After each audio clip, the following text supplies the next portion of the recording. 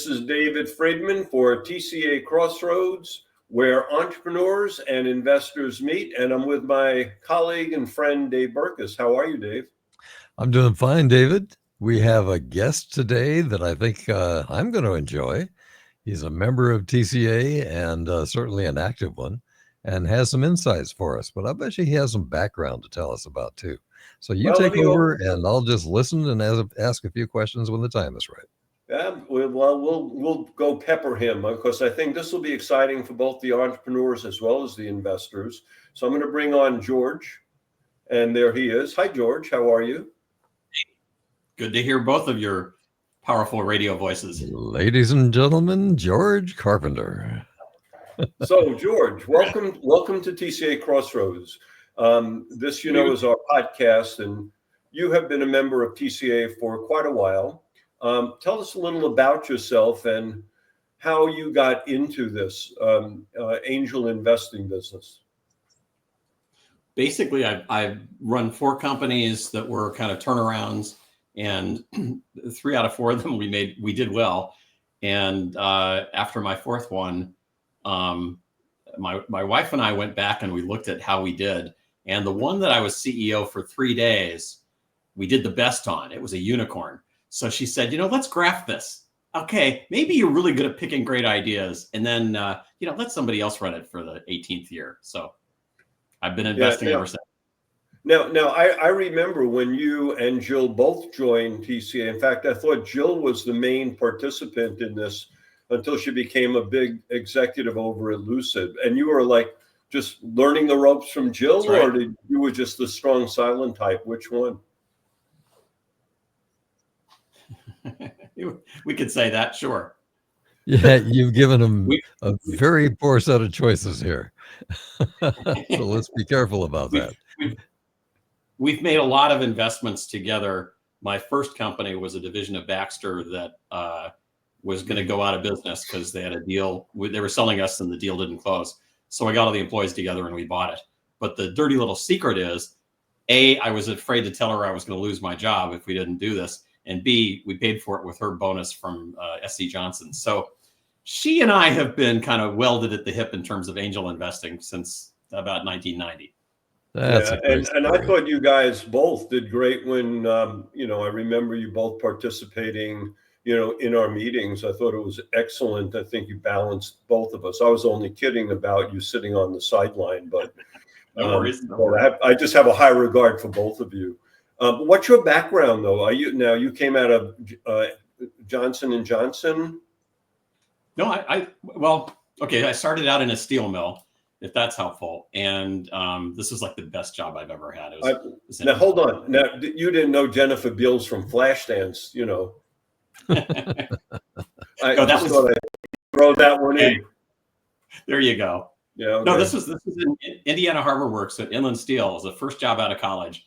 And I was going to University of Chicago at night for my MBA, but it was this coolest kind of industrial engineering job where you would go out and basically just get into trouble. I was doing systems design, and every day I would drive past miles and miles, literally, of ingots just sitting there rusting, getting cold, no use.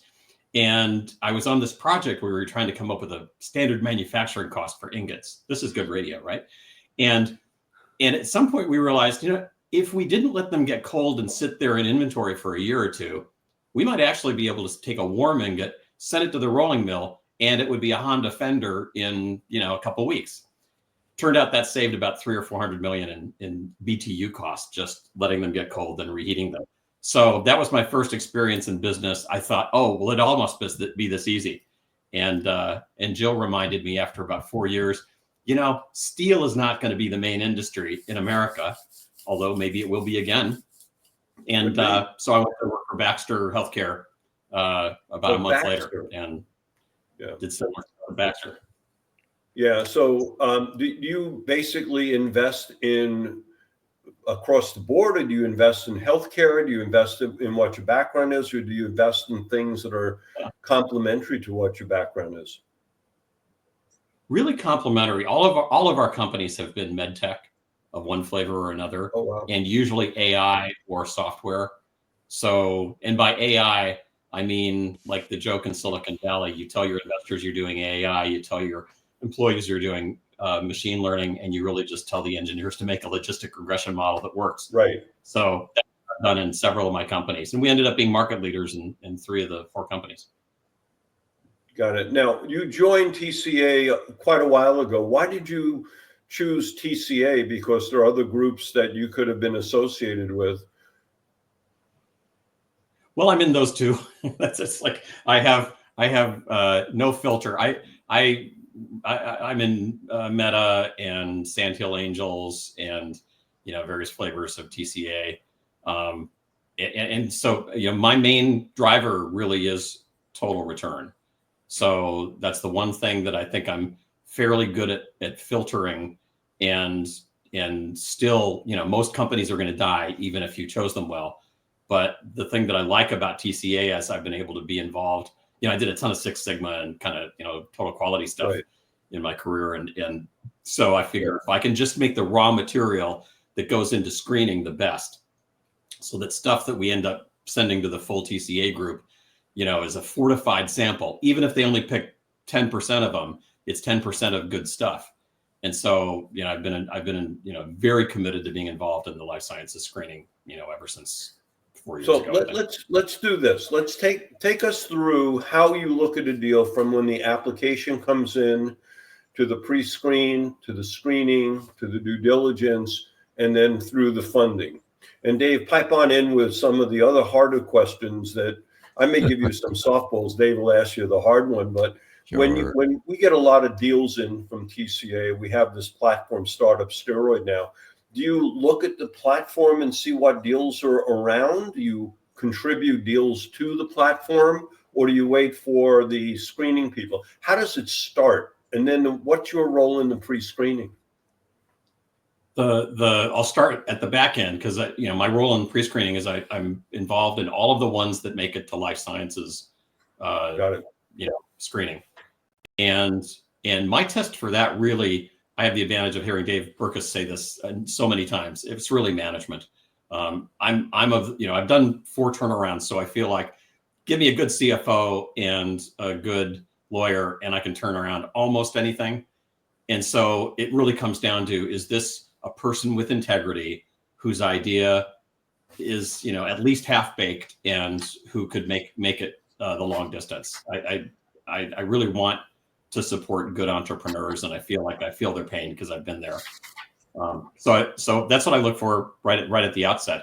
And then as they transit through the arc of consideration and due diligence, if anything sets me off, it's really integrity issues or treatment of employee issues. You have to be a leader.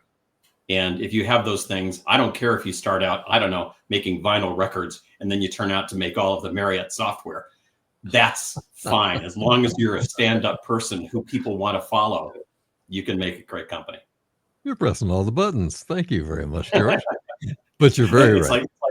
It's like the Patton movie, Grommel, I read your damn book. Yeah, I remember that. But you're right about the jockey and that being absolutely more important than the horse. But how do you judge integrity early on? You see an application. You just look for biomarkers, right? Like what are some of the biomarkers? You're dealing with somebody who has a hugely delusional sense of their own. Yeah. Got it. Now let's so how they present themselves and how they talk about themselves. I expect an ego, but if it's disproportionate to their accomplishments. Got it. All right. So you go into the TCA screening process where we have it's past pre-screening. We have the thumbs up from a smaller group. Right. It goes into this bigger, group. What do you look for in screening vis-a-vis in pre-screening and in the application? Is this a story that can be retold? Because there's so many things that emerge from the technical primordial ooze of screening that maybe a bunch of doctors understand. But then when you get in front of the full group, if it's nanomaterials, splitting the atom, and people just can't follow the story and tell their husbands or wives, I'm investing in splitting the nanomaterials, then you just can't, and if it doesn't work with people's spouses, it's not going to work with a broader audience either. So I look for a good retellable story and a CEO with integrity. And then can they take direction? We have, I think, a really good group in TCA in terms of asking those probing questions that lead to other questions. And sometimes you see somebody who's a dancer who just wants to like parry and thrust and not actually answer the question. And sometimes you get just a good person who, stands there and says, yeah, I don't know the answer to that. And the second guy is the guy I would invest in. And what are some of the probing questions that you would ask? Just because we have a lot of entrepreneurs who are going to listen. And Sure. what are the hard questions that we kind of want to ask, but sometimes we don't want to scare people away? Yeah. One of my companies, we were public at the time. It was difficult. And I'd started it with a partner, and we ended up after about 10 years going into what I called marriage counseling. And the basic thing that this professor at Antioch, I think, was our counselor. And she said, the things that kill companies are the things that never get asked. And so she took us through, some of those, what are your true motivations in doing this? And what are the things that you've just never talked about? And so I look for that, with entrepreneurs. Are you afraid of exit? Are you afraid not to exit? Do you have family members in the business? That's always one that can set people off. How do you make your numbers? Do you make your numbers no matter what? How do you do that if they start bragging about how they have a stair step increase, up and to the right every year, and they did some funny things with inventory to do that, or they, people will tell you. People often will tell you exactly what their weaknesses are as managers. Interesting. And when you go into the due diligence, is your mindset, I'm trying to confirm what I like about the company, or am I trying to disaffirm anything that I don't like about the company? Do you go in neutral? Because other people do different things for whatever reason. Yeah, I'm surprised. I'm weird that way. I feel like I'm an advocate for the deal right up until due diligence, and then I want to fail fast. So if there's a problem, I want it to come out. So I'm almost like the devil's advocate in the first few meetings.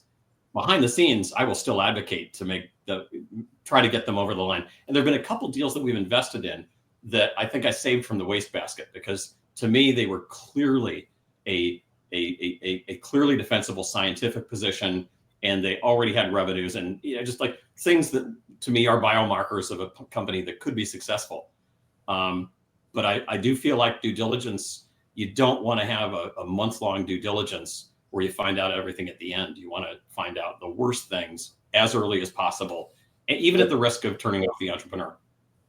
Yeah. Did that happen with a company called Material? We invested in them. I think you were the deal lead on that, weren't you? I don't think I was the lead, but I was definitely on the deal. Yes. Yeah.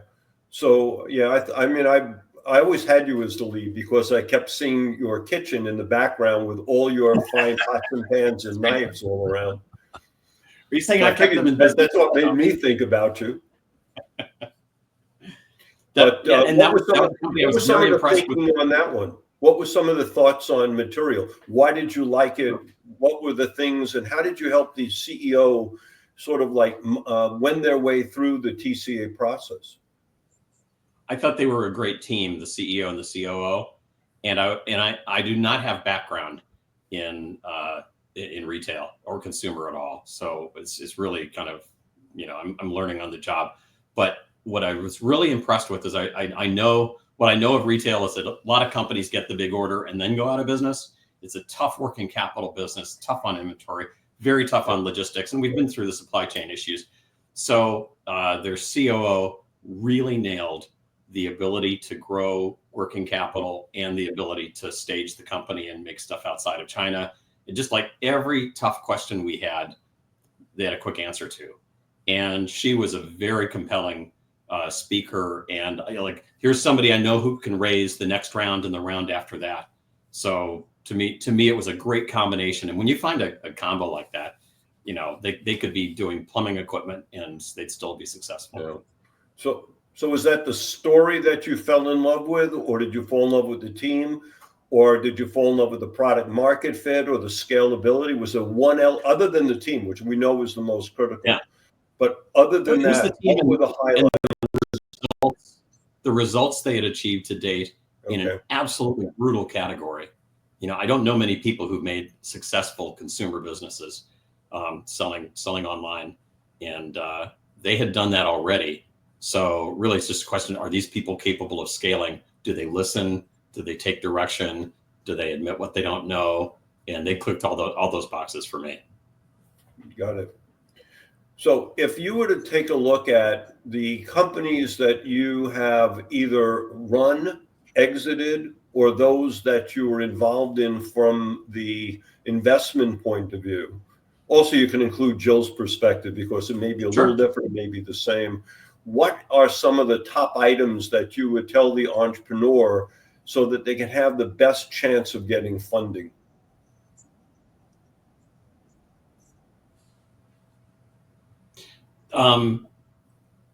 It's hard now because it's so easy to start a company. It's probably never been cheaper, and there's never been more stuff available online. So unfortunately, more ideas that probably shouldn't have been companies are showing up with a deck and look like they're trying to be a company. So my one piece of advice would be, don't do it until you're really ready. And that line about, a great CFO and a great lawyer, I don't see that much. And to me, that's something that separated Material from the group. They really knew how to put together their documents. Data room was absolutely pristine, and they, they seemed like they had it together. So preparation of the corporate governance and, basic terms and conditions of making a company, I see a lot of shortcuts there. And so that would be a significant thing for me, is be ready to have a company. Honestly, I think it's why I've done turnarounds, because I don't like starting up companies. It's a real pain.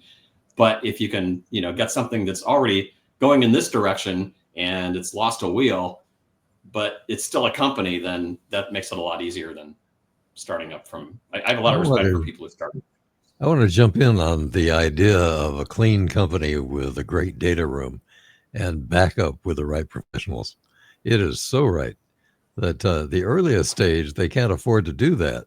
But if they don't begin, for example, the data room at the beginning, it gets very messy to create it when you need it at the last second. So that's a little gem, George. Well said. Yeah. Well, and you wait 5 or 10 years and we'll have AI that does all of that. So, that's one of the other things that I think I may feel a little differently than you guys, but I'm not necessarily convinced that venture investing in companies is the future. I think, kind of like Nathan Myhrvold did at Intellectual Ventures, investing in IP or investing in, distributed autonomous organizations. What is a company at the end of the day? It's a bunch of workflows and a bunch of social contracts with humans. Okay. We're getting to the point where a lot of those workflows, non-human, executed, are embeddable in a blockchain or in any kind of, vehicle. And so I do think there will be increasingly a desire, at least on my part, to invest venture or angel investments in things that are great ideas, and maybe that's all they will ever be, but they're perfected, they're well engineered, they're patented, whatever.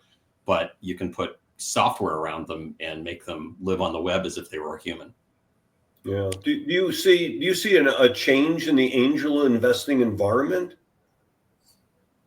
Yeah, I do. And part of this is from Sandhill. I think I see a lot of money thrown at things that are kind of like great ideas that maybe even the company doesn't work, but the idea will go on.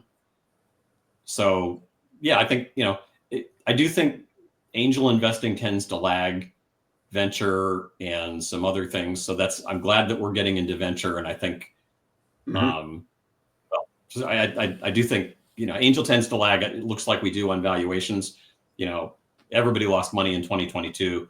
I was still investing in companies as if it was 2021. So, Yeah. So was I, by the way. I thought 2021 and 22 saw my highest investments. I don't. Maybe it was because I had nothing else to do during COVID times, but it worked out. It should work out anyway. But I want to flip it now to another area, and then I want Dave to pipe on in. We want to look at talked about what the entrepreneur should look like. What's advice to some new angels as new type of blood is coming into the system? We see younger people. We see people coming out of the corporate world that are not necessarily from the startup world. What's some of your advice to the new angel? One thing that I learned from my experiences in Tech Coast is it's kind of like graduate education for how to structure and finance deals. Right. And I'd run 2 public and 2 private companies, and I thought but I had a good lawyer and I had a good CFO. So a lot of things were much more a fait accompli, and you're basically working within a range. When you're dealing with de novo companies, I have learned so much from you two and from others in the executive group at TCA, just about what makes sense for a capital structure and what to avoid. And so I think for new members, that's a key. Another one, and I'll just say this comes from my own experience with companies. I think a lot of the money, and I hate this, but I think a lot of the money gets made in the boardroom through, manipulation, machinations, board fights. I mean, I've had some titanic board fights in my companies, and ultimately the winner ends up getting a disproportionate share of the return based on that discrete moment when there's a fight and somebody has to win and somebody has to lose. And I hate that. I really do. But I do think your returns as an angel investor are going to be governed in more significant ways than any other by the people who occupy those seats on the board. And so it's applying the same integrity test to them as to management probably would have made us a lot more money. Yeah. Now I want to turn it over to Dave because he has written the book on board and governance. So what follow-up questions do you have for George on that one? You're right about the boardroom, George, and I'm glad to have heard you say that.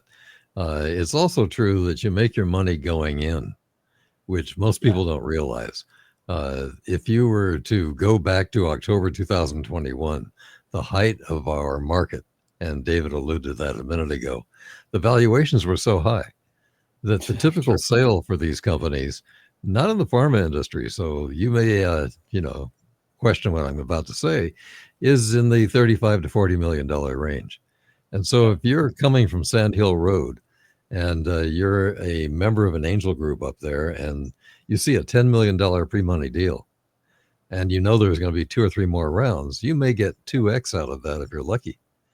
But if you had a $2.5 million company, or if you're in the heartland and you had a $1.5 million pre-money company, and it sells for $35 million, we celebrate. So that's number one. So number 2 is you're right, because I have seen things happen in board meetings that are embarrassing because there isn't alignment. Sometimes the people on the outside, meaning not necessarily angels, more likely the later stage VCs, try and force things to happen or prevent things from happening that everybody else wants to go with.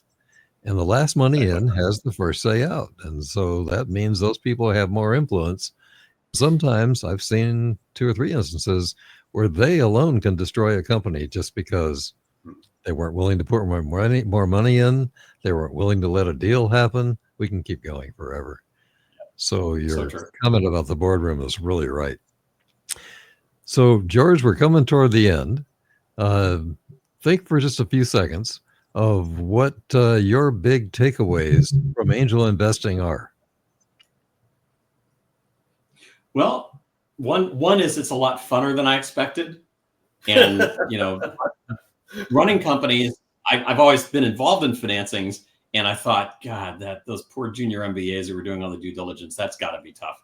But it's, in part due to the tools that you all have put in place, a lot of it really is automated and or easier than I expected. And the second thing is, I think your ability to apply your own imagination. Like, these are other people's companies. but I am really impressed with how, just finding those companies based on your imagination and then helping them, because I've ended up getting drafted into a bunch of companies as a sort of pseudo turnaround guy. That is a lot more fun. And I think it's fun because you get all the agency, and some of it's your own money, but it's still somebody else's company. So it's, you get to have a lot of the fun without all the necessarily, having to walk the dog every day. So I like that. So as we draw this to a conclusion, I want to thank you very much for participating. I think we have really good advice for both the entrepreneurs as well as the investors. A shameless plug, obviously, it's TCA Crossroads. If you're an entrepreneur looking for funding, and if you're an accredited investor looking for a group, look at www.tcaventuregroup.com. You can apply online. We'd love to host you. Glad to have you as a guest to really see what we do and how we do it. And with that, I will thank you again. And Dave, always a pleasure, as we will look forward to our next episode in the next week or two. Have a great day.